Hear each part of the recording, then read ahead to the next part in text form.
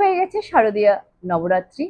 এই পুণ্য লগ্নে আমরা সকলেই মা দুর্গা বা মা মহামায়ার আরাধনা করছি।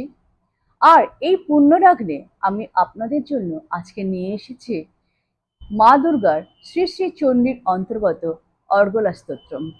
অনেক দর্শক বন্ধুরাই অনুরোধ করেন অর্গলা স্তোত্রম ও তার বাংলা অনুবাদের জন্য। আজ আমি এই পর্বে বাংলা অনুবাদ সহ অর্গলা স্তোত্রম পাঠ করছি। গৃহে সুখ শান্তি সমৃদ্ধি বজায় রাখার জন্য, রোগ ব্যাধি নিরাময়ের জন্য, গোপন শত্রুতা বা কালা জাদু জড়িত সমস্যা থেকে মুক্তি পাওয়ার জন্য এই স্তোত্র অত্যন্ত কার্যকরী। তাই প্রত্যেক দিন এই স্তোত্র নিয়মিত পাঠ করা উচিত।